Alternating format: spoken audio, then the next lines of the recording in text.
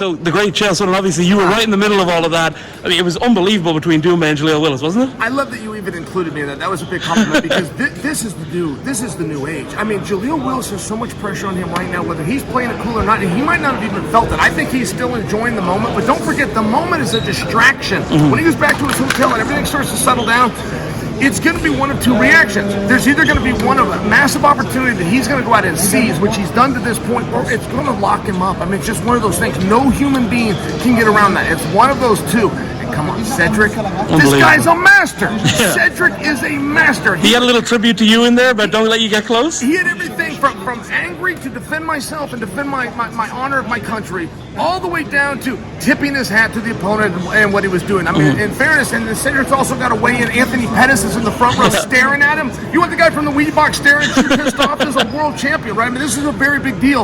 I thought Cedric handled it amazingly. History tells us it is not necessarily a wise idea to have the next one booked. Yes. When you've already got, I mean, you know, from your career Sure. and all the time, but it seems like they pretty much have that set up. I mean, Jaleel's going to have something to say about that. We were told without question that, to let the audience know, let them know, it is Patrick versus Cedric next. And that is so unusual that you come off a loss or you could have a fight book. They said, no, let them know. That is for sure what we're doing, and this is at the request of Anthony Pettis, and we've got an agreement.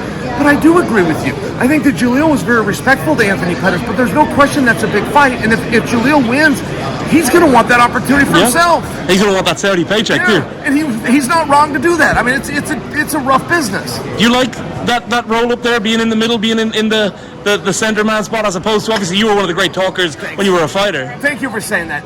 That's probably not my best role. It's probably not the one, but I do like to participate. Yes, I like visiting with you right now. I like being the one that maybe is telling the fans to check this out tomorrow. You know, the Bellator still lives. I finished my career in Bellator, and when PFL came in and absorbed it, there was a part of me, man, that would have died. Part of my fandom and my career would have died if they buried the brand, and they didn't do it. And I know that makes Scott Coker proud. It makes me happy, and yeah, I'm happy to be part of it. You mentioned finishing your career in Bellator. Is that a nice answer? That was phenomenal. That was a very sweet answer. Very sweet. From the bad guy, that was a very kind thing that I just You said. turned face at the end of your career, really. 10-15% of that was sincere. The rest of it was just trying to look nice. 10-15 is generous. I really rolled off my 5-10 maybe, not 10-15 is a little much. Yeah. You mentioned the end of your career there. Poker face. Of course. Company man, they call that. Yeah. Yeah. And you are part of the Bellator company? Shiny. Of course. You mentioned the end of your career. How in the world has Mams Taylor, Jake Paul not been able to get you back and get you to do one more? I love Mams, by the way. I got a relationship with Mams. We met through social media, and then we start visiting. He's a country boy. He's out there with the horses. I'm a country boy. I grew up cleaning up after horses. I mean, I'm just saying. Mams is doing a great job. That's a very tough business. He's fighting his way through it. Yeah, there was talk at one point. There was and who was my opponent was going to be Masvidal. Right. At one point, but it not Jake ever? Different direction. Never with Jake. No. There was time, but it was Espinoza. It was, I believe, the first time that Tyron ended up fighting with Jake. There was just real brief talk. My phone rang. It was something like that, but no other talk than Jake. I'm impressed with Jake, by the way. Yeah. I think Jake's somebody that people should study, not tease. I think that he's somebody people should copy and emulate. I mean, I feel like he really came in and figured this out. Not to mention, that's some heavy lifting. Right off the bat, he's always taken on great athletes. Even the slam dunk guy's a great athlete. But Ben Askren is a great competitor. Tyron Woodley's a world champion. He's awesome.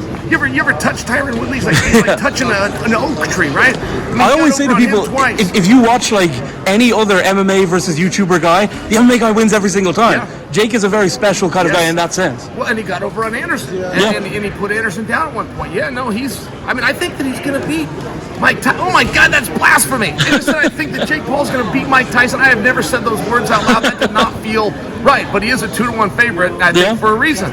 I mean, you've obviously been enjoying the build-up for that. I mean, it's a different kind of an event. You'll obviously be there. I imagine you'll be there live watching it, will you? I'll at least be watching. Where's that at in Dallas? I'm not assigned to that. I'm not assigned to that one. Not yet. But I would check that out, though. I would watch that.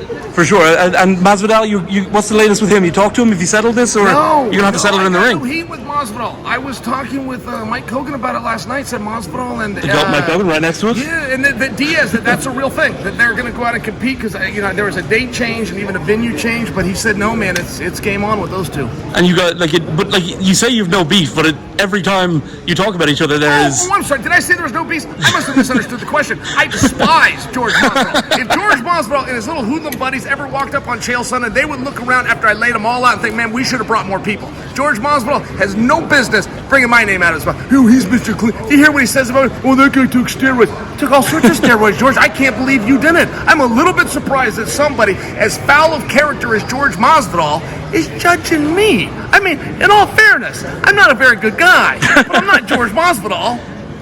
The last one, Conor versus Chandler. Who wins?